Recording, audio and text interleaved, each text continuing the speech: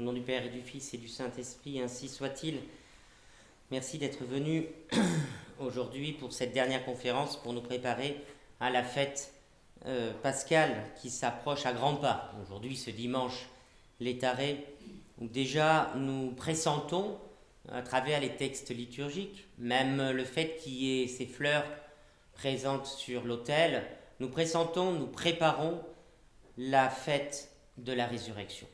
Alors c'est vrai, je vous le disais la fois dernière, nous sommes tous devant cette, je dirais, certitude absolue pour les uns et les autres.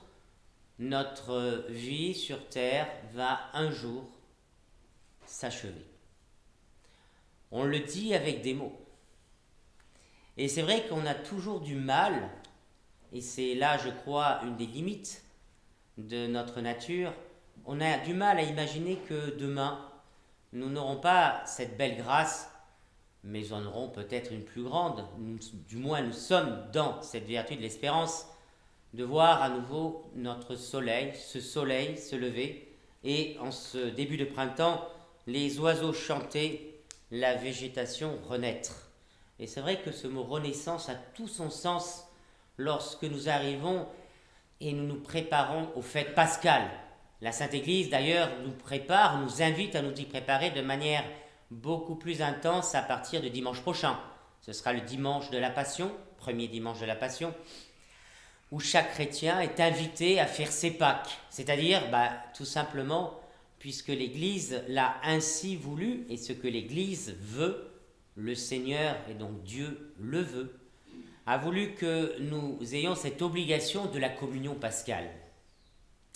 Cette communion pascale qui généralement est précédée du sacrement de la pénitence que nous recevons lorsque nous allons nous confesser. Et toujours, je dirais, dans cette lancée que nous sommes, ou plutôt dans ce projet que nous avons voulu ensemble mettre en place, qui est celui de comprendre ce qu'est le combat spirituel, et de manière encore plus précise, en ce temps de carême, je voudrais avec vous poursuivre notre méditation sur la vertu de la tempérance. Cette vertu de tempérance, on en parle en fin de compte assez peu. Et je vous en ai dit quelques mots, me semble-t-il, la dernière fois, où j'ai insisté sur le fait que la vertu de tempérance est une vertu qui vient régler ce qu'il y a de plus animal chez l'homme. Vous connaissez, je vous l'ai dit la dernière fois, et je le répète une fois de plus, cette définition que donne Aristote, le philosophe, comme dit saint Thomas dans sa Somme théologique, le philosophe, c'est Aristote qui a défini l'homme comme un animal raisonnable.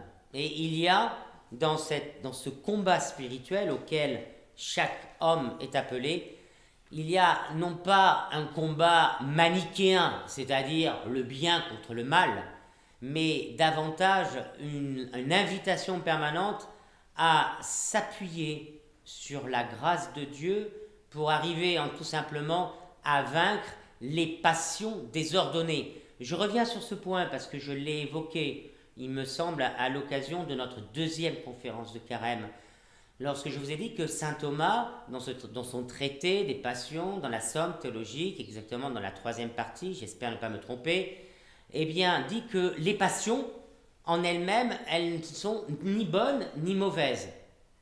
Et cela veut dire que toute passion n'est pas mauvaise en elle-même, mais elles ont besoin d'être réglées.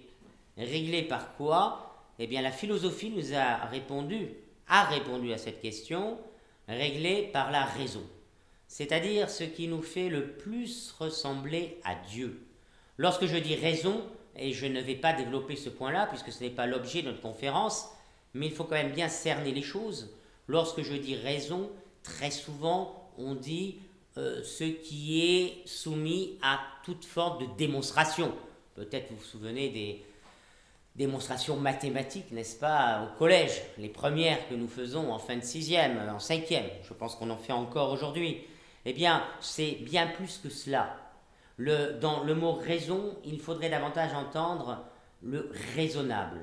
C'est-à-dire que le raisonnable, cela implique, si vous préférez, que il y a une compréhension avec notre intelligence de ce que nous devons faire et ce qu'il ne faut pas faire, parce qu'il est inscrit au fond de nous ce que saint Thomas appelle, à la suite de la philosophie d'Aristote, la loi naturelle, c'est-à-dire qui est inscrit au fond de notre cœur, je dirais ce que nous savons par intuition.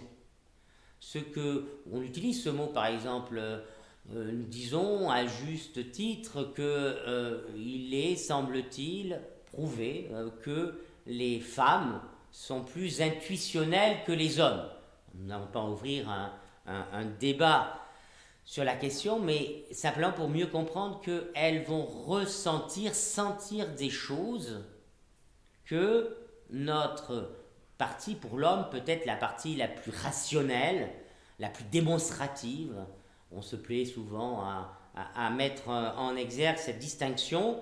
Eh bien, elles vont, comme dirait Pascal, le cœur a ses raisons que la raison ne connaît pas. Voilà une belle définition pascalienne de ce qu'est l'intuition.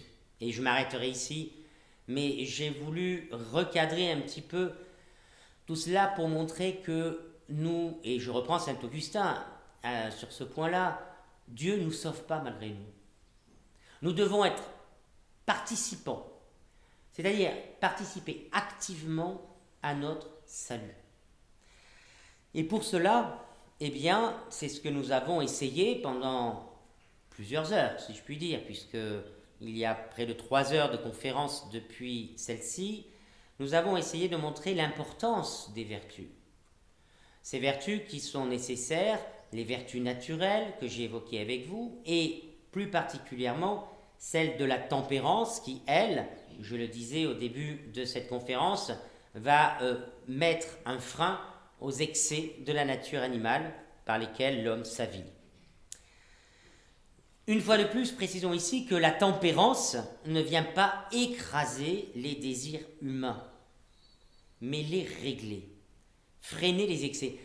Je ne sais pas si vous mesurez toute la véritable sagesse de la doctrine chrétienne. On est toujours dans la fuite de l'excès. On est toujours dans cette perspective du juste milieu. On en revient à la définition de ce qu'est la vertu, c'est-à-dire pas le trop, pas moins, juste ce qu'il faut. Et nous le voyons dans ce qui doit d'ailleurs diriger, ça doit être la ligne de conduite de notre vie quotidienne et de notre vie morale. Par exemple, devant une difficulté, il ne s'agit pas de faire preuve de passion excessive, pouvant conduire à la colère, mais nous ne devons pas non plus faire preuve de mollesse déconcertante où on reste sans rien faire. Or, il y a cette triste réalité, et ce qui explique mes quelques minutes de retard, je suis allé bénir des tracteurs, des animaux, etc. Et ces braves personnes insistaient beaucoup. On voit chez elles encore ce sens du concret, ce sens du réel, ce sens de la réalité qui est en parfaite contradiction avec le monde dans lequel nous vivons. On dit très souvent que, en fin de compte, le virtuel véhiculé par tous ces moyens techniques qui sont des outils et qui doivent demeurer des outils semble parfois prendre le pas sur, je dirais, le bon sens. Et si un philosophe que chacun d'entre vous avait entendu parler, René Descartes, faisait appel au bon sens, il serait bien d'entendre correctement ce mot. Et le bon sens, il est imprégné de vertu. Et la tempérance, elle est ce juste milieu, c'est-à-dire régler les passions, le ni trop et le ni ou le pas ou le trop moins, si je puis m'exprimer ainsi. Alors évidemment, je pense à ce moment-là que le carême est la période certainement liturgique la mieux adaptée pour cette pratique, pour une pratique, on va dire, peut-être plus extraordinaire de cette vertu.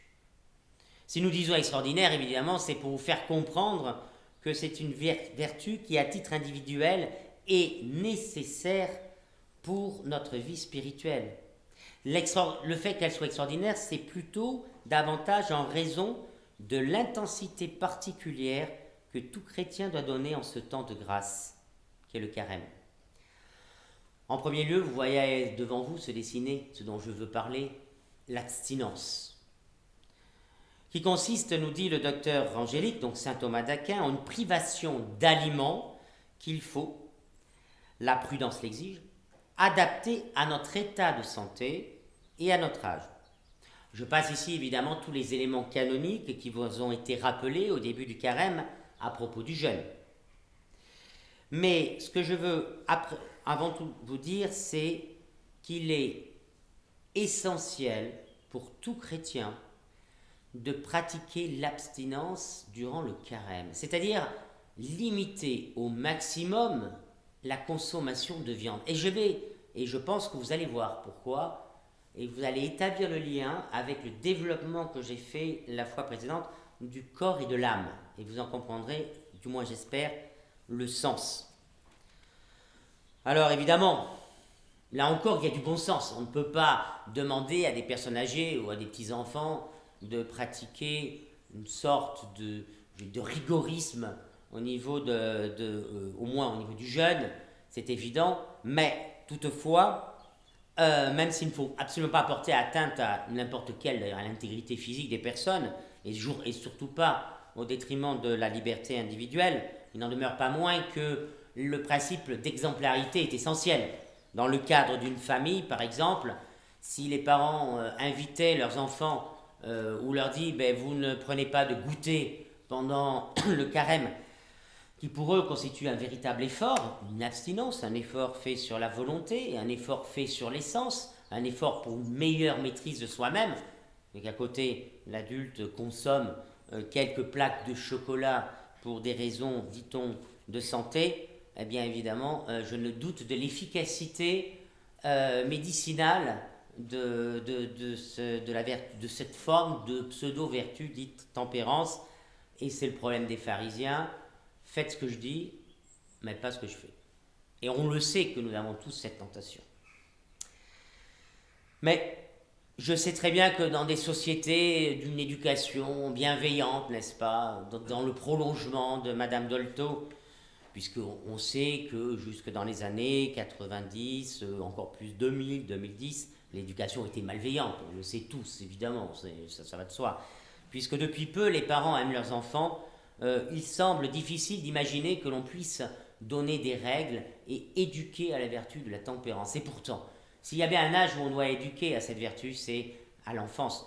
C'est pendant l'enfance que cette vertu va s'acquérir, de s'apprendre à se freiner, de savoir ce dont on a besoin et ce qui est ce surplus pour lequel nous serons beaucoup plus attentifs, où nous ferons un effort tout particulier pendant le carême, pour bien comprendre, et ceci en relation avec ce que je disais, qu'il y a que celui qui demeure maître, je dirais, entre le corps et l'âme, ou celle qui demeure maîtresse, eh bien c'est l'âme. Et lorsque nous disons l'âme, ça ne veut pas dire que le corps soit réduit à un simple, je dirais, une vision, un esclave. Ce n'est pas du tout la vision de Platon que nous défendons. Mais simplement qu'il faut apprendre à pouvoir maîtriser ses excès. Et c'est là un des sens essentiels de ce qui nous fait comprendre que même dans les relations humaines, dans notre quotidien, évidemment, si on apprend à maîtriser son corps, puisque le carême est dans le combat spirituel, on nous dit d'exercer la charité. Quels sont les premiers signes de la vertu théologale de charité? Ça va être la bienveillance à l'endroit de son prochain. Essayez, comme je le disais ce matin en sermon avec une certaine ironie, essayez de voir le verre à moitié plein et non pas à moitié vide. Il faut reconnaître que l'esprit français a tendance, de manière assez fréquente, je ne sais pas si c'est le côté gaulois, peut-être, de voir toujours ce qui est sombre et rarement ce qui est lumineux. Mais justement, le Seigneur est lumière par définition, et ce carême doit nous apprendre à voir les belles choses. Et si on fait ce travail qui peut sembler complètement secondaire et qui n'est pas secondaire, d'une maîtrise sur, je dirais, nos propres désirs qui s'inscrivent dans le cadre des instincts, alors nous serons à même de mieux maîtriser ce que je vous disais, la bienveillance, de la pratiquer, cette très belle vertu de la courtoisie, pratiquer la vertu de la politesse, de la délicatesse. En fin de compte, apprendre à regarder autour de soi. C'est vrai, lorsque tout doucement, par la grâce du bon Dieu, par ces efforts de carême que nous faisons, on arrive à s'arracher à nous-mêmes. Quand on fait un effort alimentaire, on s'arrache un petit peu, pas un petit peu, on s'arrache à ces désirs entre le corps et désirs désordonnés parfois de l'âme. Tous ces exercices qui peuvent sembler secondaires, une fois de plus, peut-être dépassés pour certains, datant, comme on dit de manière très classique, de cette sombre période médiévale où il n'était pas question d'hommes mais que de sous-hommes, non, non. Nous voyons bien que nous sommes dans une société de l'excès. Nous voyons bien, alors que l'on parle du matin au soir de changement climatique, et on l'a même découvert dans une prière récente, comme si c'était devenu un dogme de foi. Non, c'est les excès humains qui sont la cause de nos maux. C'est l'homme qui est le principal ou la principale cause des maux de l'homme. On revient, cela peut-être vous rappelle, la fameuse phrase de Plaute, on l'attribue à un anglais, mais c'est Plaute en latin qui a écrit ça, l'homme est un loup pour l'homme. Mais il les loue parce qu'il le veut et parce que justement il se soumet à ses instincts. Qu'est-ce que donc vient régler cette vertu de la tempérance? Et je viens d'en démontrer et de développer quelques exemples, que tous ces excès de notre caractère. C'est vrai. Parfois on dit que celui qui ne s'affirme pas n'a pas de personnalité. Mais est-ce qu'on a imaginé un petit moment, que nos silences parfois, parce que nous risquons de nous mettre en colère, parce que nous savons que si nous disons quelque chose qui est la vérité, mais que la personne n'est pas prête à l'entendre, cela pourrait engendrer un conflit, et que la charité impose ce silence qui fait du bien, ce silence qu'il nous faut également, dans le cadre de la vertu de tempérance, pratiquer davantage pendant ce temps de grâce qu'est le carême. Ah, c'est encore une chose bien évidente, n'est-ce pas? Vous, peut-être, parce que vous bénéficiez de milieux ruraux, vous avez la grâce de ceux qui vivent de ceux que les gens qui vivent en ville n'ont pas, la grâce de pouvoir vous retrouver dans un petit coin de silence au sein de la nature. Mais on voit bien que quels que soient les lieux où nous nous trouvons, nous avons tous et nous sommes tous touchés par le même mal. On est touché par, je dirais, un phénomène qui fait beaucoup de bruit, l'agitation permanente. On a l'impression qu'on n'existe plus quand il y a le silence. On a même peur du silence. On dit, lorsqu'il y a de l'agitation, il y a de la vie. C'est une vision extrêmement matérialiste de la vie. Puisque en théologie, on dit que Dieu, par définition, et les philosophes l'avaient déjà, dans cette théologie dite rationnelle, avaient déjà défini Dieu comme un être dans sa plénitude, d'être, mais immobile. Nous, ce qui nous définit, c'est le mouvement. Mais ce mouvement, il va également avoir une existence au sein même de notre imagination. Souvent, on a du mal, et vous le savez, quand on prie, on a plein d'idées qui passent, on se souvient de ci, ou on se souvient de là, ou on imagine autre chose. Il y a une agitation permanente. Alors, pendant ce temps de carême, peut-être que nous pourrions faire un effort tout particulier pour s'imposer des temps de silence. Vous me direz, l'agitation intérieure ne peut nécessairement se résoudre par l'agitation extérieure. Bah oui, bien sûr.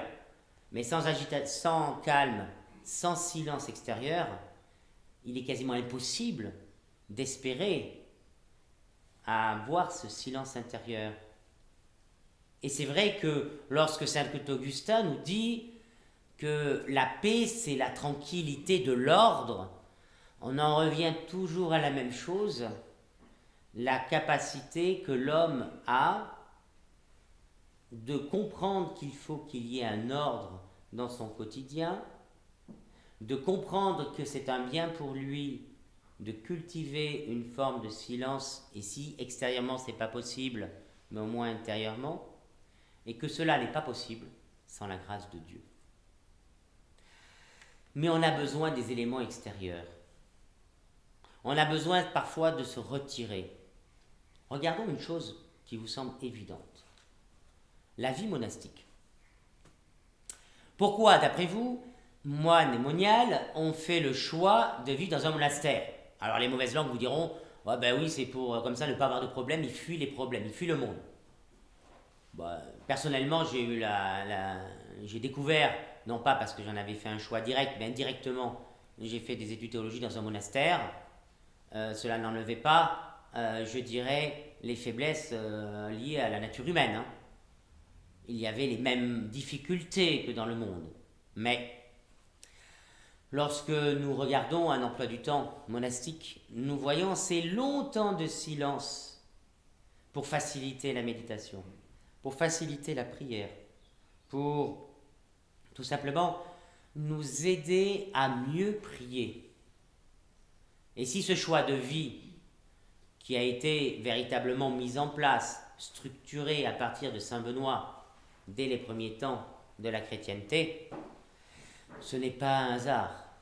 C'est parce que dans la tempérance, on a beaucoup de mal, intempérant, parce qu'on a toujours besoin de s'agiter, d'être agité pour avoir l'impression que nous vivons. Et c'est bien là une erreur. Alors pendant le temps de carême, peut-être que nous pourrions être plus attentifs, ou du moins, surtout pour les 2 semaines qui vont arriver de la Passion, cherchons le silence.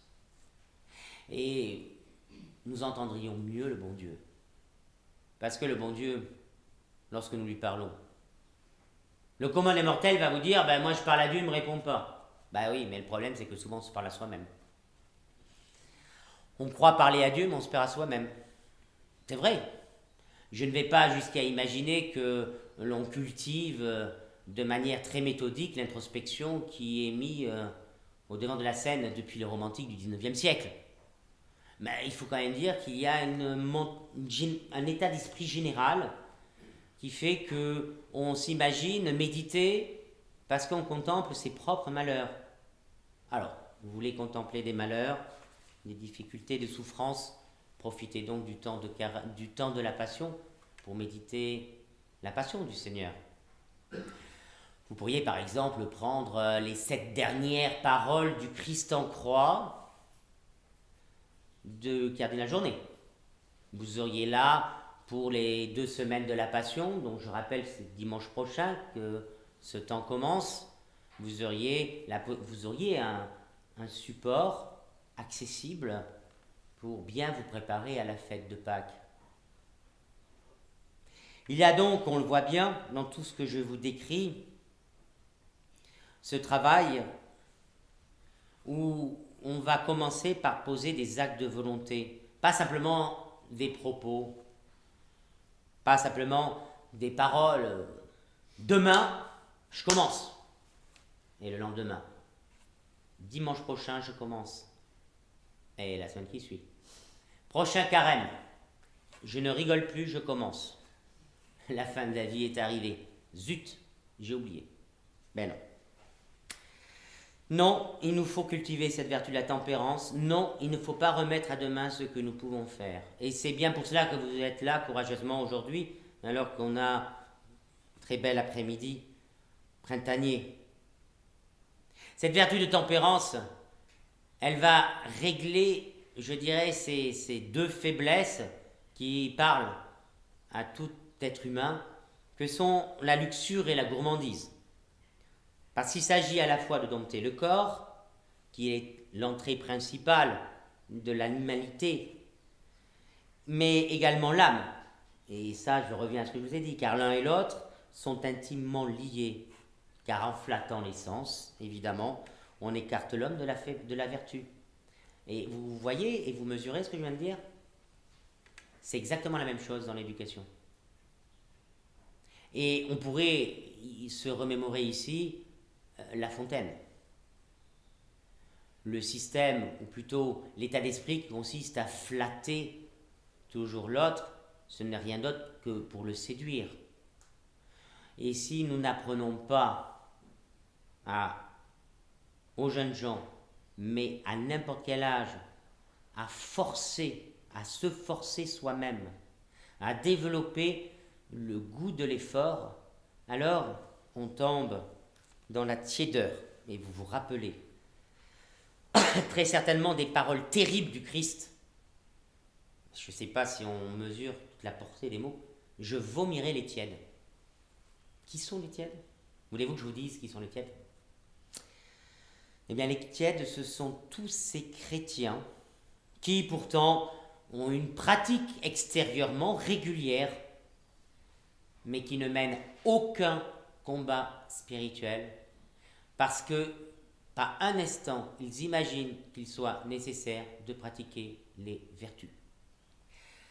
En fait, vous avez compris comme moi, c'est une réponse d'ailleurs à la question que j'ai lancée au début de nos conférences. Le combat spirituel, c'est pratiquer les vertus.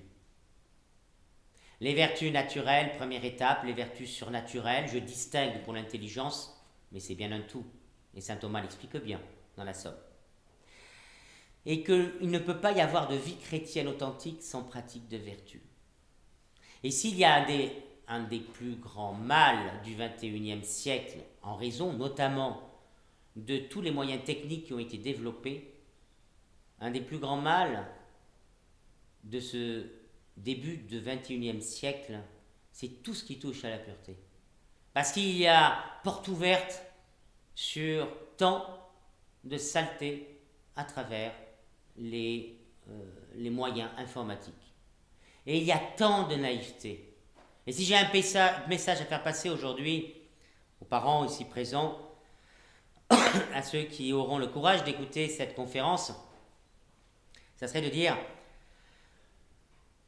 ne tombez pas dans cette naïveté qui consisterait à imaginer que vos enfants ne puissent pas être touchés par ce grand mal en leur laissant accès, sous prétexte qu'on ne peut pas imaginer qu'ils aillent voir des choses infâmes, en leur laissant accès à tous ces moyens de télécommunication, à commencer par les tablettes, les ordinateurs même les téléphones portables qui maintenant sont tous connexion Wi-Fi, de plus en plus libres pour davantage emprisonner les âmes. Et c'est un des péchés et Saint Jean Bosco déjà le disait, l'annonçait, et aujourd'hui ça s'est amplifié, c'est un des péchés qui ruine le plus la jeunesse. Le diable a une ouverture extraordinaire. Alors je ne vous dis pas qu'Internet c'est du diable, s'il vous plaît, cessons d'extrémiser le discours. Je vous dis qu'un enfant, qu'un adolescent, et que même nous n'avons pas suffisamment de maîtrise de nous-mêmes pour nous empêcher d'aller voir des saletés. Cessez de croire que enfants et adolescents savent suffisamment ce qu'est le bien et le mal pour ne pas le pratiquer. Ça, c'est l'erreur de Socrate, c'est l'erreur de Platon.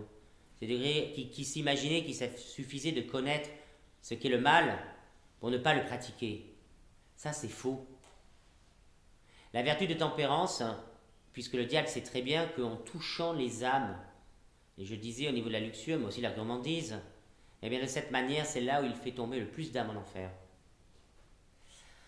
Et je lui dis bien, le plus d'âmes en enfer.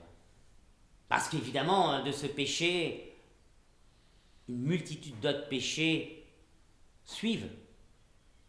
C'est la raison pour laquelle nous devons à tout âge pratiquer la vertu de tempérance. Nous ne sommes pas invincibles dans ce domaine-là. Et le jeûne, l'abstinence et le jeûne sont des moyens efficaces pour nous faire grandir dans la vertu de tempérance, pour nous faire et pour être, si je puis dire, par la grâce de Dieu, être en mesure de dire non à toutes ces formes de péché. Ça a toujours été, quelles que soient les époques, un mal commun. Il suffit de lire la Sainte Écriture pour voir les horreurs qui étaient pratiquées. Malheureusement, rien de nouveau sous le soleil, quelle que soit la génération. Mais aujourd'hui, c'est rentré dans les maisons.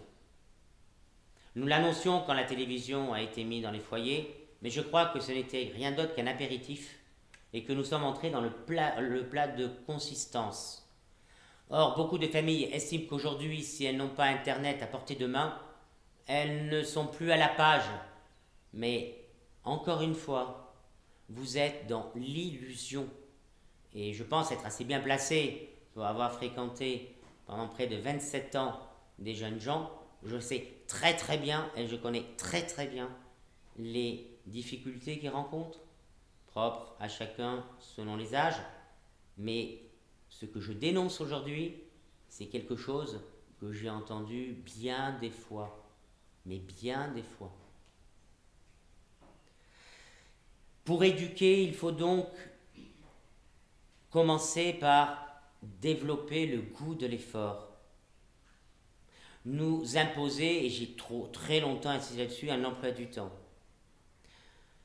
Parmi les abstinences, il y a le jeûne, aux vertus bénéfiques. Et comme je le disais, encore plus vrai dans nos sociétés, dans notre société où nous vivons chichement, ce jeûne est une aide précieuse pour vivre la chasteté, comme nous le rapporte d'ailleurs le prophète Joël. Elle permet l'expiation de nos péchés. Parce que, vous le savez, Dieu nous pardonne nos péchés lorsque nous recevons l'absolution. Mais on a une dette en vertu de la justice de Dieu. C'est la raison pour laquelle nous faisons des pénitences. Parce que les pénitences et les sacrifices que nous offrons à Dieu, eh bien, ce sont des mérites que nous arrivons à acquérir, pas par nos propres vertus, toujours pareil. C'est en lien avec les mérites de notre Seigneur. Mais ce qu'il nous faut comprendre là, c'est que quand nous sacrifions des plaisirs, aussi simples qu'ils soient, et tout à fait licites, en ce temps de carême, eh bien, faisons-le pour notre âme, pour notre salut.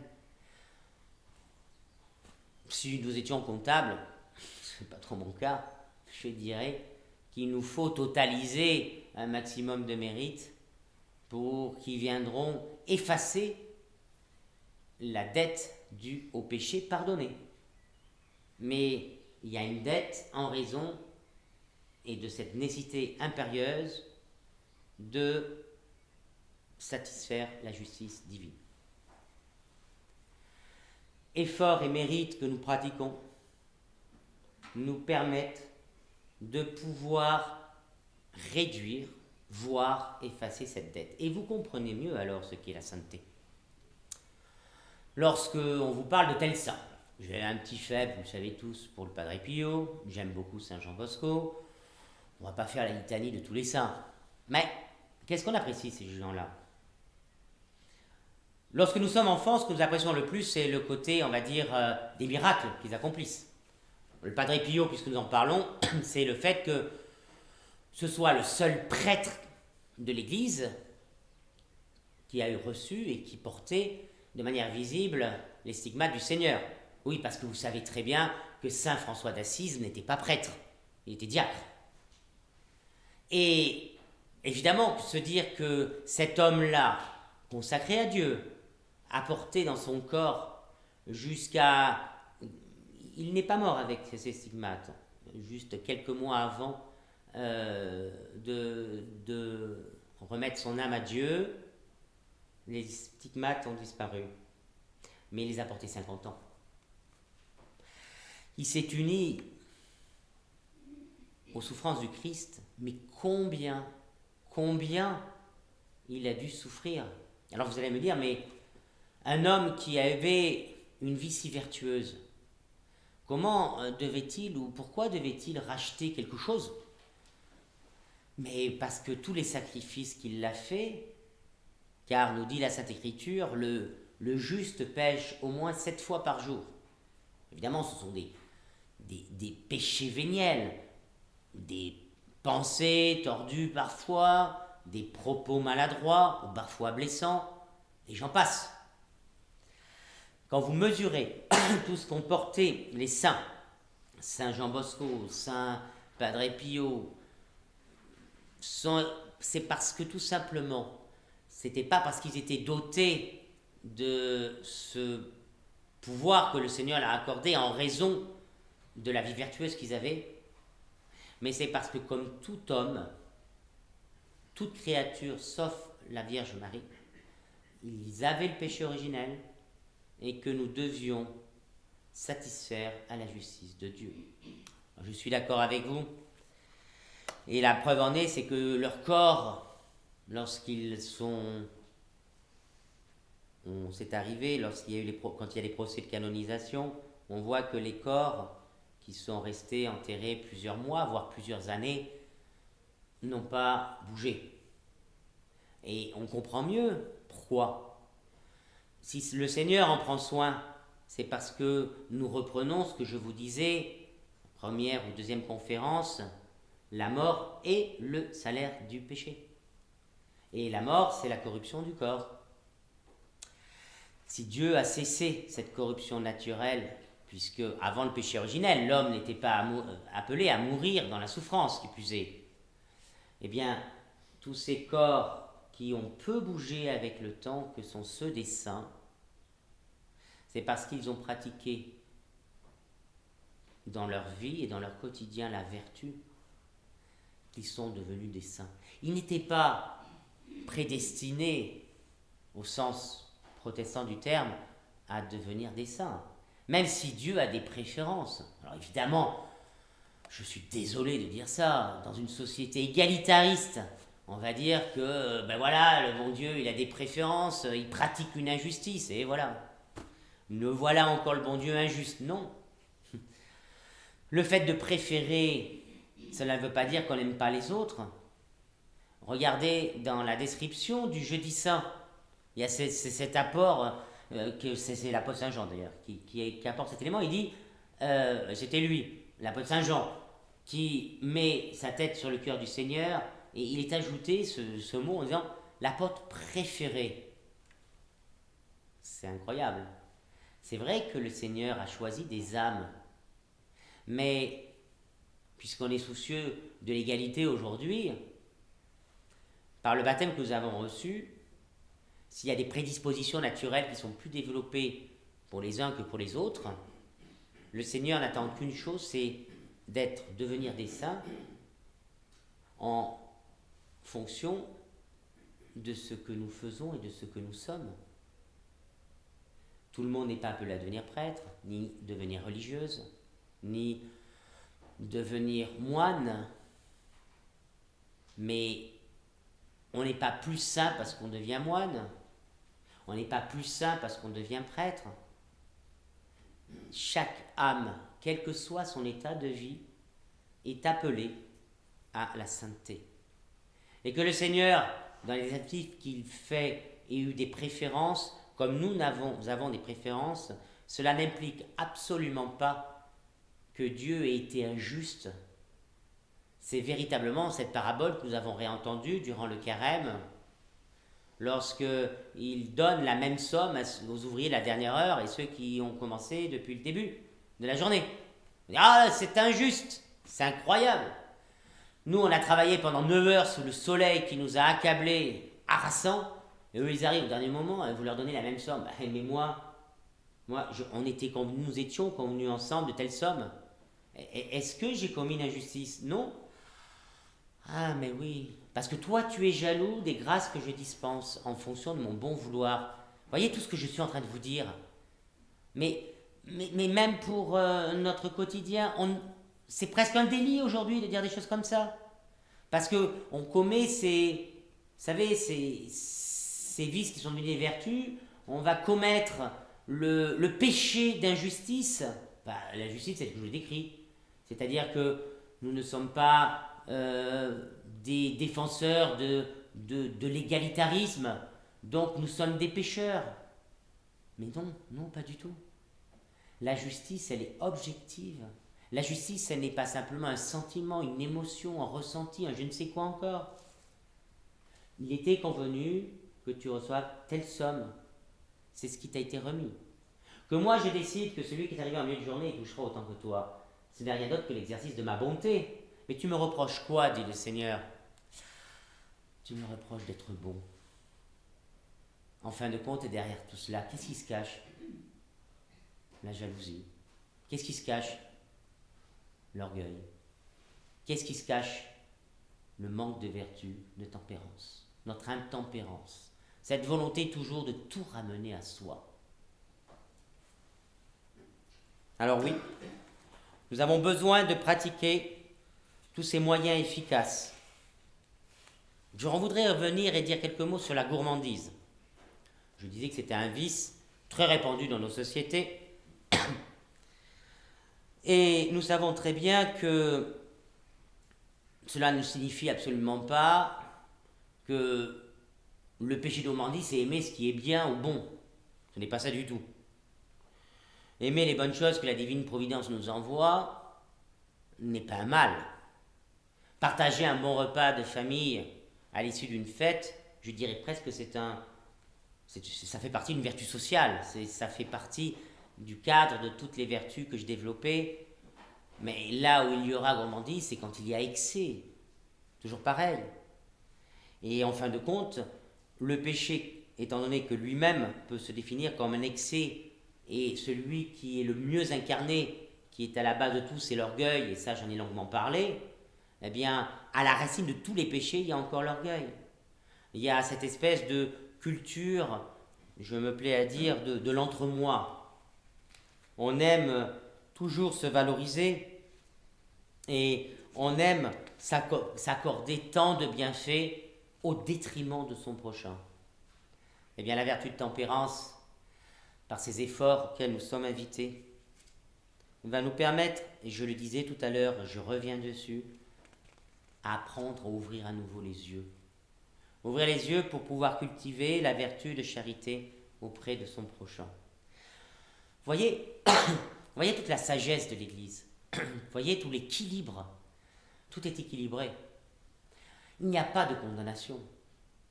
Aimer les bonnes choses n'est pas condamné. Aimer, je dirais, ces instants de bonheur qui font notre quotidien est valorisé par la doctrine chrétienne. Ce sont les menteurs, les flatteurs, les fossoyeurs, les pères du mensonge, dont le père principal est Satan, qui nous fait croire que le chrétien est un espèce d'individu fermé, renfermé sur lui-même, aux odeurs, je dirais, un petit peu caverneux, vivant dans les caves, avec des points verts qui poussent très tôt, un peu moisis, quoi. On a l'impression que le chrétien, c'est celui qui ne sait pas apprécier les bonnes choses. Non, c'est l'équilibre, c'est le juste milieu. Lorsque nous aimons être avec quelqu'un qui pratique la vertu, nous aimons quelqu'un qui est tempérant dans ses propos, mais pas faible. Nous aimons quelqu'un qui sera capable de nous écouter, mais pas de manière exclusive. En fin de compte, encore une fois, je me permets de revenir sur l'importance capitale de la vertu, le juste milieu, la juste harmonie, le juste équilibre. Et les sages de l'Antiquité l'avaient bien compris. Notre société contemporaine l'a bien oublié. La doctrine chrétienne l'a toujours enseigné. L'Ancien Testament nous y prépare sans cesse. Combien de fois Yahvé est obligé, comme un bon père de famille, punir ses enfants qui sont dans l'excès. Nous l'avons relu ces derniers temps, à travers les récits de Moïse. Et on voit que ce peuple d'une ferveur extraordinaire, qui sont prêts à un excès, si vous préférez, d'affectivité, lorsqu'ils voient Moïse, c'est tout juste si ce n'est pas l'incarnation de Dieu le Père, mais à peine celui-ci monté pour aller chercher les tables de la loi, impatients que nous sommes, parce qu'à travers le peuple juif, il faut aussi nous voir nous-mêmes, on va tout de suite se jeter dans les mains de cultes de divinités païennes, parce que on est toujours à la recherche, non pas, ou trop souvent à la recherche, non pas de notre salut, mais de reconnaissance. De reconnaissance démesurée. Bien sûr qu'on doit savoir dire merci. Bien sûr qu'il est nécessaire d'être encouragé. Il faut encourager. Bien sûr qu'il y a besoin de douceur.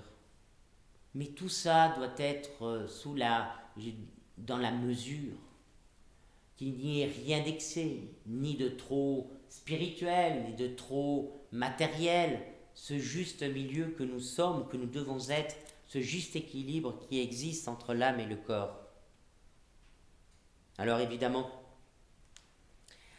avec les vertus de tempérance, luxure, évidemment, gourmandise, mais à contrario, nous avons ce désir, et nous devons avoir ce désir de la sobriété, de pratiquer la vertu de chasteté, qui est un des fruits qu'apporte d'ailleurs le jeûne. Il y a d'ailleurs ce mot très amusant de saint Thomas qui est rapporté dans la Segunda Segunde de sa somme théologique par la Tertia Pars. Tout à l'heure, je me suis trompé.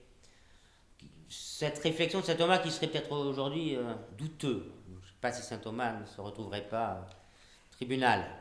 Le mot chasteté, dit saint Thomas, indique que la raison châtie la concupiscence qui, selon la parole du philosophe, doit être corrigée comme un enfant. C'est pour dire que parfois il nous faut utiliser des moyens sévères contre nous-mêmes pour arriver à maîtriser le vieil homme.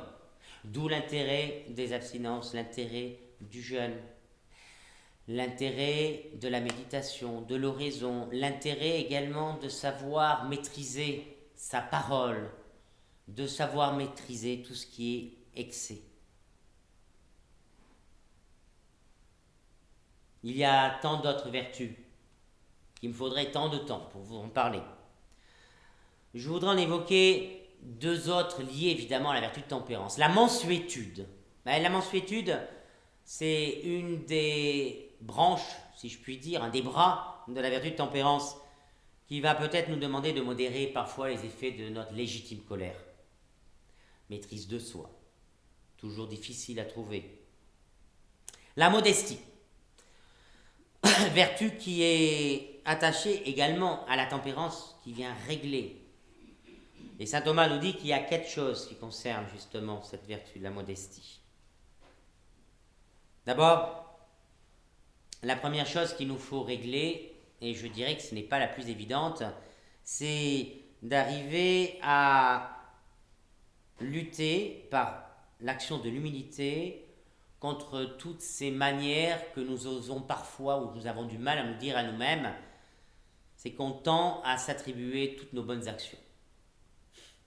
Au lieu de les remettre et de les donner au Maître, Dieu, eh bien, on considère que, en fin de compte, bon, on ne se le dit pas, attention, on ne se le dit pas, mais on est tellement bien quand même. C'est vrai, on est tellement bien. On est capable de faire tellement de choses. Grâce à moi, les choses vont mieux. Non, enfin, je ne le dis pas comme ça, non, mais c'est grâce à Dieu. Mais on va finir par croire même que, quelque part, Dieu, il avait besoin de moi, quoi. Mais non, il n'a pas besoin de nous. Nous sommes les outils et les instruments inutiles de Dieu. Dieu n'a pas besoin de nous, mais c'est parce qu'il nous aime qu'il nous donne certainement des talents. Lorsque nous sommes parents, nous sommes heureux du bon naturel de certains de nos enfants. Parfois et certainement de leurs défauts, nous en sommes conscients, mais également de toutes ces qualités qu'ils ont. On pourrait génétiquement se les attribuer si ça nous fait plaisir. Mais le génétique, il a bien une origine. Mais comme dirait le philosophe, on ne revient pas à l'infini aux causes principales.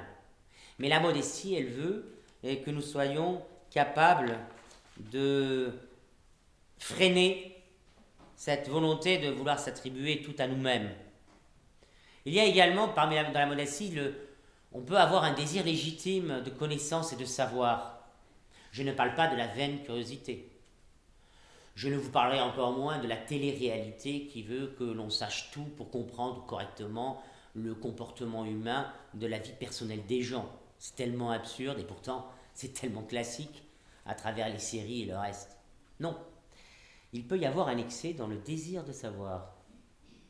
Parce qu'arrive un moment, nous sommes tellement convaincus que nous sommes bien supérieurs à tous les genres humains rassemblés d'ailleurs, que l'on se prendrait pour des dieux. Et nous savons, je vous ai raconté cette histoire de la falaise la semaine dernière.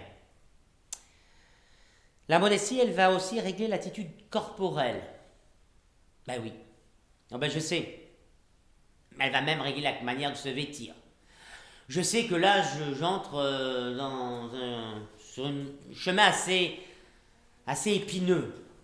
Parce qu'évidemment, si je venais par malheur, bien sûr, si je venais à vous le dire, que je trouve scandaleux que l'on vienne en jean basket à la messe, bien sûr, je ne vous le dis pas, mais je vous dis un exemple, comme ça, et que je trouve scandaleux, objectivement scandaleux, on va dire évidemment que je suis un arriéré. On va dire qu'il faut que je me mette à la page. Ben non, je ne me mets pas à la page parce qu'il y a une chose qui me semble tellement évidente lorsqu'à l'occasion d'un mariage ou d'un grand moment familial, généralement, quoique les choses sont en train de changer, on s'efforce de revêtir les plus beaux vêtements, quoique les choses sont en train de changer. Puisque maintenant, je vois des gens qui sont avec une cravate, un blazer et des baskets. Donc je vais commencer à faire attention à ce que je dis. Parce que je sens que je vais être pris au piège. Je n'en ai pas vu encore en jogging, mais j'ai vu des gens arriver en maillot de bain dans une église. Alors tout est possible. Alors si nous sommes obligés de parler, parce qu'il nous le faut, de la modestie dans sa manière de s'habiller, cela veut dire qu'on ne le fait pas par formalisme. On le fait pour qui ou pourquoi? Est-ce que je suis obligé de donner des exemples d'une évidence qui vous vient certainement à l'esprit sans vouloir blesser vos imaginaires? C'est évident que lorsqu'une jeune fille, quel que soit l'âge d'ailleurs, même si elle est moins jeune, et qu'elle arrive et qu'elle s'est mal vêtue et qu'elle se présente à la communion, est-ce que vous pensez que c'est pas un problème? Ah non, c'est pas ça qui compte. Oui, c'est vrai que le prêtre est un surhomme. D'abord, il est plus homme, il est prêtre. Non, messieurs, non, mesdames, non, mesdemoiselles, ce n'est pas possible. Vous blessez le Seigneur, mais vous blessez aussi, d'une certaine manière, involontairement, je le suppose, à la chasteté du prêtre. Ah, j'ai été concret là. Ah oui, c'est arriéré et je l'assume pleinement et j'assume tout à fait mes propos. Nous devons recevoir le Seigneur dans de belles dispositions intérieures et extérieures. C'est pas de la vieillerie, c'est pas des choses de Moyen-Âge. J'aime bien dire toujours ça, parce qu'a priori, il n'y a que le Moyen-Âge qui n'a rien compris, qu'on est des surhommes aujourd'hui, qu'on est merveilleux, extraordinaire, qu'il n'y a plus de guerre d'ailleurs. On le voit bien aujourd'hui, il n'y a plus de guerre. On est des gens civilisés, évidemment. Eh bien, parce qu'il fait chaud, on est dévêtus. Parce que, je dirais, s'habiller avec ses anciennes manières trop féminines pour les femmes, j'oserais à peine dire trop masculines pour les hommes, et qu'aujourd'hui on est dans une société où on cultive le non-genre, le neutre, auquel personne ne croit ici, moi non plus, eh bien on se permet toute forme d'immodestie. Eh bien oui, ça blesse Dieu, et j'en suis sûr et certain, je le clame à haute et intelligible voix. L'habit ne fait pas le moine, ça c'est sûr, mais il y contribue. Humilité, parce que là-dedans il y a l'humilité, parce que moi je vais m'affirmer dans ma manière de m'habiller, de me vêtir. On va infliger à la manière dont je dois m'habiller. Voyons, allez, on est reparti avec ces vieilleries de la Renaissance. Ah oui, on a évolué un petit peu, on est la Renaissance maintenant. Non, pas du tout, c'est pas ça du tout, ça se passe pas comme ça. Dieu, il n'y a pas de temps, je vous l'ai déjà expliqué pour lui. Alors vous allez me dire, mais Dieu, il nous voit bien sans nos vêtements. Mais oui, bien sûr, oui, mais pas le prêtre. Pas les gens qui sont autour, pas les jeunes hommes qui sont autour, pas les jeunes filles qui sont autour. Mais vous avez pensé un instant à toutes ces blessures que nous pouvons faire contre ce que nous venons de dénoncer? Que d'impureté dans le monde. Ben oui, commencez par bien vous habiller, ça irait beaucoup mieux. Il y aurait peut-être moins de drames. Alors évidemment, il y a des lieux de prédilection. Je ne vous dis pas qu'il faut s'habiller, aller se baigner tout habillé. Je ne suis pas ce genre de stupidité. Il y a tout autre, c'est tout pareil. Il y a une forme de mesure, il y a la tempérance, il y a en fonction du lieu. Mais encore une fois, j'ai élargi et j'espère ne pas avoir choqué, non pas pour mes propos que j'assume pleinement, mais dans je dirais, mes allégations métaphoriques, ne pas avoir trop choqué les uns et les autres. Mais je pense que derrière tout cela, il y a ce caractère commun que les Grecs ont parfaitement dénoncé par ce mot que nous réentendons, qui s'appelle le bris, la démesure. C'est un manque de vertu. Et la modestie, elle entre parfaitement. Saint Thomas nous le dit. J'ai pris Saint Thomas, la Somme, si vous voulez aller voir, c'est la question 153 de la Segunda Segundae. Vous verrez ce qu'il en dit. C'est pas Spinoza, truc, bidule, machin, qui l'a dit, ou Hegel, ou Sartre, ou j'en sais rien. C'est le docteur Angélique. Et je pense qu'il est bien de s'en rappeler. Et qu'au milieu de tout cela, le grand problème, la grande difficulté, c'est la démesure. On est démesuré, et cette démesure, dans nos actes, elle vient de cette démesure que nous portons du regard sur nous-mêmes. Car nous manquons de cette vertu d'humilité.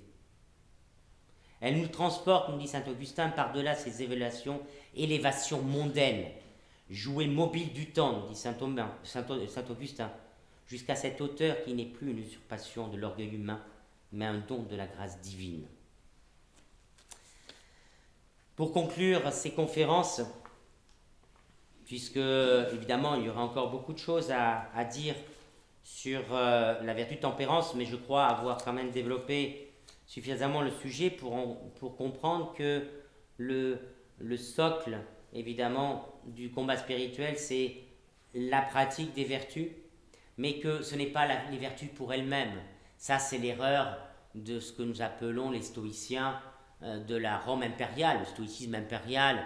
Vous savez, c'est cet empereur comme Marc Aurèle, par exemple, ou le sage grec Sénèque, ces gens qui pratiquaient la vertu, vraiment, je pense qui voulaient être vertueux, mais c'était la vertu pour elle-même. En fin de compte, c'était un orgueil caché.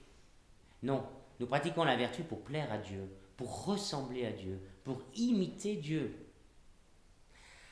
On ne la pratique pas pour s'embellir soi-même et mieux se contempler.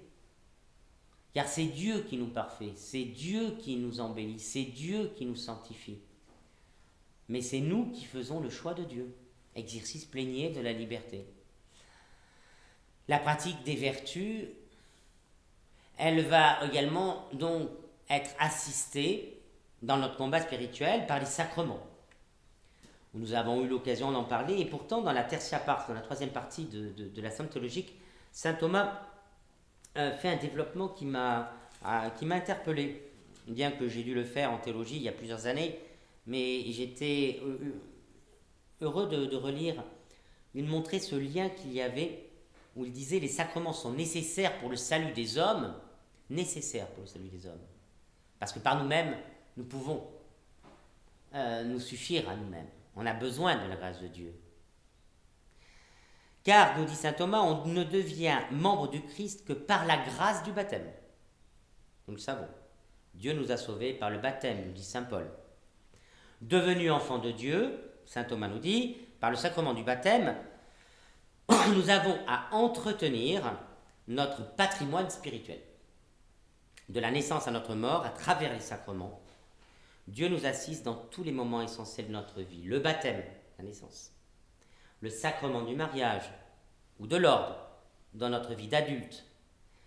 Et c'est vrai qu'aujourd'hui, le sacrement du mariage a été largement galvaudé. Je ne parlerai même pas de la conception qui est en train de disparaître au point de vue civil. C'est dramatique. On a déformé ce qu'était le mariage, même dans l'ordre naturel, le droit naturel, mais même dans les milieux chrétiens. Parce que on va mettre les choses à l'envers. On va se dire, ayons d'abord, assurons-nous d'abord d'une sécurité matérielle, et ensuite, bien que nous vivons ensemble, bien sûr, nous pourrons envisager de nous marier. C'est vouloir avancer sans la grâce de Dieu. Je sais que c'est monnaie courante, c'est ce qu'on appelait le concubinage, je ne sais plus comment ça s'appelle aujourd'hui. Je sais pas. Parce que maintenant on ne dit plus je suis. Et même nous chrétiens, soyons, vous savez, c'est les mots que cite Gustave Thibon. C'est un proverbe chinois qui dit la première chose que je ferais si j'étais Dieu, c'est de redonner un sens aux mots. C'est intéressant, cette réflexion de Gustave Thibon, qui était un philosophe chrétien, comme vous le savez. Eh bien, je pense que nous, maintenant, au lieu de dire voici mon époux, voici mon épouse, voici mon mari, voici ma femme, on entend des choses. Nous vivons en couple. Ah ouais, comme les tourtereaux, dis donc. Comme les colombes. C'est magnifique. Hein. On vit en couple. J'ai un compagnon. Bah oui, c'est sûr. Mais j'ai un chien aussi. Et j'ai un chat. Ce sont des compagnons de l'homme. Alors ça peut être un peu surprenant ces expressions, mais est-ce que je m'abuse, est-ce que j'exagère en disant qu'on est en train de changer, où on parle de moins en moins de voici mon mari ou voici mon époux, mais de plus en plus voici mon compagnon, ma compagne, puis ça dépend, maintenant tout est bizarre, compagnon, compagne, compagne, compagnon, j'ai pas trouvé le nom neutre encore. Et vous voyez, au début c'est vrai, ça nous fait sourire, c'est comme le Yel dans le dictionnaire, je crois que c'est Robert, pour dire qu'on n'est ni il ni elle, mais qu'on est Yel, yes. On se met au milieu, mais en fin de compte, c'est pas, c'est affligeant en fait, c'est complètement affligeant. Parce que, dans un premier temps, on a dit, ouais, pour des raisons matérielles, on va d'abord privilégier donc la vie en couple, voilà, avec mon compagnon. Et puis, quand on aura les reins solides financièrement, bon, on a fait un gamin, mais bon, on l'a fait, bon, voilà, mais c'est pas grave. On va se marier. Il est baptisé, hein, l'enfant. Non, il est baptisé. Ne vous inquiétez pas. On est chrétien. Bon, le dimanche, on est fatigué, mais on est chrétien. Et on se marie dès qu'on peut. Bon, on n'a pas fini d'acheter la maison. On a la 3e voiture à acheter. Et il y a l'ordinateur pour notre petit qui vient d'avoir ses 7 ans. On lui avait promis avec un téléphone portable. Et donc, dès qu'on a fini, je vous assure, on arrange tout ça, on se marie. Mais non. On ne peut pas demander au Seigneur de nous accorder ses grâces lorsque l'on considère que, de toute façon, il doit s'adapter à notre société. Ben, c'est vrai, en fait, on dit Dieu, écoutez, voilà. Voilà, vous voyez comment on fait. Voyez, admirez comme nous sommes capables de faire sans vous. D'ailleurs, je ne sais même pas pourquoi on vous parle, on n'a pas besoin de vous. On se suffit à nous-mêmes. Nous sommes nos propres dieux. Pendant ce temps, on voit à quelle allure et quelle vitesse notre monde est en train de s'émietter, s'effriter, mourir. Alors non, le sacrement de mariage doit être entendu comme il se doit, c'est-à-dire être remis à sa place. C'est selon le bon vouloir du bon Dieu. Sacrement de mariage ou de l'ordre dans notre vie d'adulte, le sacrement du malade, qu'on appelle, voire l'extrême onction, dans nos derniers instants. Et ce sera l'objet d'ailleurs de notre propos sur les sacrements. Saint Thomas dit, dans sa somme, que le sacrement de l'Eucharistie est celui qui est le plus excellent, parce qu'il contient le Christ lui-même, substantiellement, et donc réellement présent, et non pas de manière symbolique. Est-ce que vous imaginez, par exemple, que selon, je vais faire comme les médias aujourd'hui, selon les statistiques à propos de ceux qui croient à la présence réelle aux États-Unis, il y a à peu près 40% des dits catholiques américains qui croient en la présence réelle. Dois-je, je ne le ferai pas ici, vous donner le pourcentage des autorités ecclésiastiques de notre pays qui croient à la présence réelle? Vous me permettrez, je me tairai. Je ne dis pas que les évêques ne croient pas, mais je sais qu'il y en a qui n'y croient pas. Je sais que malheureusement, il y a des confrères qui n'y croient pas. Je sais qu'il y a des fidèles qui n'y croient pas. Mais ce n'est pas simplement le fait de croire. En fin de compte, ce que nous devons comprendre, c'est que la source de la vie, la source de toute grâce, ce qui nous fortifie dans la pratique des vertus, ça va être la Sainte Eucharistie. Et vous le savez, et j'en ai dit quelques mots dans les fois précédentes, on ne peut pas recevoir le Seigneur dans n'importe quel état. Bien sûr qu'on va avoir cette ferme volonté de changer de vie, de pratiquer les vertus, de demander pardon au Seigneur dans le sacrement de la confession. Entendu également que nous n'allons pas être changés d'un coup de baguette magique, mais Dieu ne nous demande pas ça. Mais il nous demande de le recevoir le plus souvent possible. Comment voulez-vous être en mesure, par exemple, d'accomplir des prouesses sportives, physiques, si vous ne vous nourrissez pas correctement? Comment voulez-vous arriver à avoir une vie spirituelle la plus authentique possible, mener à bien le combat spirituel auquel tout baptisé est invité, sans l'Eucharistie? Mais pensez-vous que recevoir le Seigneur dans le corps, le sang, l'âme, la divinité de notre Seigneur Jésus-Christ, car telle est la définition de l'Eucharistie, pensez-vous qu'il y ait une efficacité de ce sacrement si nous le recevons dans des mauvaises dispositions? Non. Nous devons arriver, évidemment, lorsqu'on se présente à la barrière de communion, avec une conscience, je dirais, propre. Évidemment qu'il ne faut pas tomber dans le scrupule. Ça, c'est un danger dans la vie spirituelle. Des gens qui sont tellement persuadés qu'ils pourraient être plus parfaits qu'ils le sont, quoi qu'ils ne le soient pas, qu'au bout d'un moment, ils en viennent presque ils perdent parfois la foi. On vous demande, comme dit le Seigneur, soyez parfaits comme le Père Céleste est parfait. Et la perfection à laquelle nous sommes appelés, ce n'est pas cette perfection que je vais me procurer par moi-même, c'est cette capacité que nous aurons à nous laisser façonner par la grâce de Dieu. Et l'Eucharistie est d'une efficacité redoutable.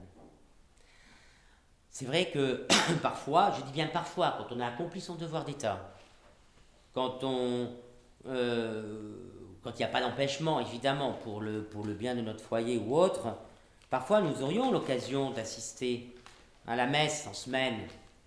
Mais il faut reconnaître une chose,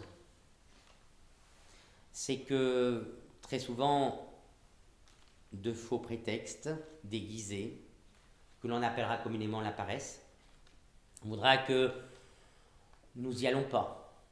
Vous avez une chance quand même dans le département, dans la région où vous vivez, c'est que vous êtes gâtés. Sur un périmètre, on va dire raisonnable, vous avez la possibilité d'avoir la messe tous les jours. C'est triste, je ne vous cache pas, en tant que prêtre, que quand nous sommes, ce qui est rare, grâce à Dieu, quand nous sommes tout seuls pour célébrer la messe. Moi, j'ai toujours ces images d'Épinal. Oh, je sais, c'est toujours pareil. Ouais, c'est plus la Renaissance, on est arrivé au XVIIe. Cette image où on voit dans les villages, je sais que ça n'est plus la réalité aujourd'hui, ou bien rare, où on voyait les enfants qui, avant d'aller à l'école, ah ben oui, ça c'est sûr, ils en faisaient des kilomètres à pied, parfois pour aller à la messe. Eh bien, ils allaient servir la messe du curé, et ensuite, hop, ils allaient en classe. Vous l'avez d'ailleurs, cette description, donc vous voyez, c'est pas si vieux que ça, c'est Bernanos, dans un curé de campagne, c'est un peu morose, si vous voulez faire le moral, vous lisez Bernanos. Mais, pas maintenant, lisez pas maintenant. Simplement, on voit bien, même dans la reproduction du film, dans le film qui a été quand même plutôt bien fait sur le curé de campagne, eh bien, on voit cet enfant qui va à la messe tous les jours. On voit ces mères de famille qui vont à la messe tous les jours. On voit ce futur pape Saint-Pie X qui fait plusieurs kilomètres, parce que les curés ils disaient la messe à 6h du matin, ils la disaient très tôt. Et on voit tous ces ruraux, tous ces jeunes gens, moins jeunes, qui se rendaient à la messe. Mais pourquoi se rendaient-ils à la messe? Parce que souvent, ils ouvraient leur journée avec le Seigneur. Et quand ils ne commençaient pas comme ça, parce qu'ils ne pouvaient pas, et qu'il y avait une messe le soir, bien parce qu'ils finissaient, je dirais, dans les bras du Seigneur. Nous avons besoin de la messe. On en a besoin. La messe, c'est le renouvellement non sanglant du sacrifice du Christ. La messe, c'est pas une commémoration tout simple. La messe, c'est le Christ vivant et vrai que nous recevons dans la Sainte Eucharistie. La messe, c'est la présence du Seigneur parmi nous, mais une présence non pas virtuelle. C'est pas derrière un écran que ça se déroule. C'est une présence, si je puis m'exprimer, évidemment, sans développer le fait que l'on ne voit entre la substance et les accidents, parce que ce serait un peu ardu de finir comme ça, mais savoir qu'on reçoit bien le Seigneur, toute sa divinité, tout son corps, lorsque nous pouvons communier. Alors, à si près de Pâques, mais pas simplement si près de Pâques, puisque nous considérons que nous avons un devoir de grandir dans la foi et donc de poursuivre cette ascension qui nous mène vers la sainteté. Souvenez-vous toujours de l'histoire de la falaise, de temps en temps.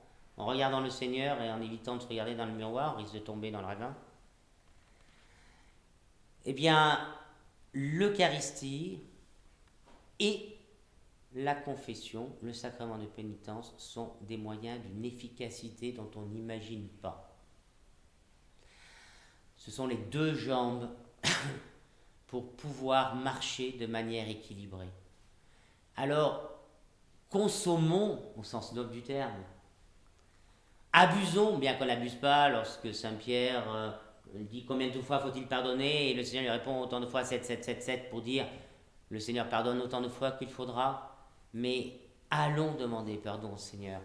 Je sais que la confession est quelque chose de difficile, le pape se confesse, les évêques se confessent, je me confesse, nous nous confessons. On ne se confesse pas pour simplement avoir comme certains esprits un peu tortueux, pour pas dire tordus, diront bah oui c'est par la bonne conscience. Non, c'est parce qu'on sait très bien que si on n'a pas la ferme résolution de changer de vie, de faire tout ce que nous pouvons faire avec la grâce de Dieu, de se remettre et de se jeter dans les bras du Seigneur et de dire mais Seigneur, sans vous je ne pouvais rien faire. Et lorsqu'on reçoit le pardon du Seigneur par le ministère du prêtre, je ne sais pas pour vous, mais à titre personnel, bien que les années suivent, même si je ne suis pas le plus âgé de cette noble assemblée, mais je ne suis pas le plus jeune non plus, eh bien, c'est toujours un apaisement, une paix à l'intérieur. J'ai du mal à le décrire avec des mots, mais c'est vrai que lorsqu'on a reçu, quand on fait ça vraiment dans une disposition de cœur, nous n'attendons pas toujours d'être parfaitement prêts, parce que sinon on n'y va jamais. Mais je dirais qu'on a l'élan d'aller se confesser, on y va.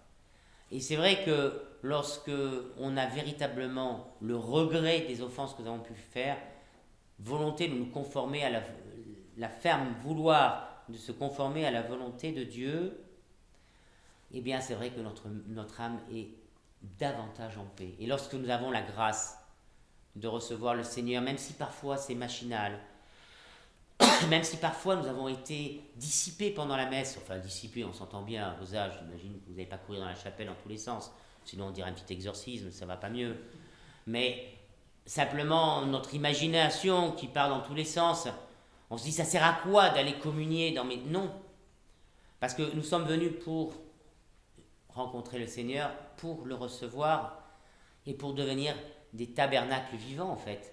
Parce que chaque fois que nous avons reçu le Christ, ce matin vous avez reçu le Seigneur, et nous portons, un petit peu comme cette belle image de Saint Tarcisius, vous savez, qui est mort martyr de cet enfant de peine 15 années, qui a porté la communion aux prisonniers chrétiens.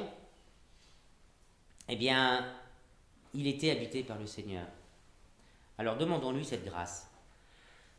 Seigneur, donnez-nous cette grâce toute particulière de vivre ce carême, non pas pour être en mesure de de savoir si nous avons grandi dans notre foi, je ne sais pas quoi, car quelque part cela ne nous regarde pas directement, mais simplement de savoir si on a été ou on se rapproche davantage du cœur de Jésus, si nous avons davantage pris conscience qu'il était important de s'unir au sacrifice parfait du Christ, de s'unir à la passion du Christ, comme nous dit saint Paul, à travers nos quotidiens un peu répétitifs, c'est vrai, par nos actions toutes simples, mais notre fidélité, notre loyauté. Nous espérons également qu'à l'occasion de ces conférences, vous avez pu peut-être mieux comprendre ce que signifie le mot vertu, ce beau mot qui n'est devenu qu'un mot dans des colonnes de dictionnaire. J'espère également que vous pourrez bien vous préparer durant cette semaine, puisqu'il y a 15 jours dans la Passion, à votre communion pascale. Et peut-être aussi de recevoir, en faisant une bonne confession, peut-être générale, d'ensemble, bilan de l'année, peut-être, à l'occasion de votre confession pour recevoir le corps, le sang, l'âme, la divinité de Jésus dans les meilleures dispositions. Enfin, je vous souhaite à tous, même avec un peu d'avance, une belle semaine sainte, de vivre pleinement ce jeudi saint qui n'est pas simplement une remémoration, mais qui est l'institution du sacerdoce, de la Sainte Eucharistie, le vendredi saint, de cette mort du Seigneur, de cette attente, de cette mise au tombeau le samedi saint, de cette veillée pascale où on entend ces lectures, et tout doucement, après avoir entendu l'exultet du samedi saint, du diacre ou du prêtre le plus souvent, qui chante déjà la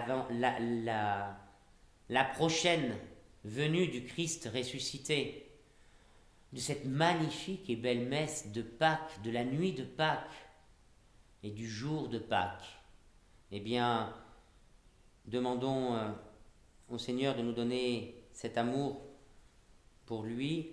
Et je crois que dans les circonstances que nous vivons les uns et les autres, encore plus, si je puis dire, parce que nous savons ce qu'est le cœur d'une mère, de bien nous confier à la Sainte Vierge.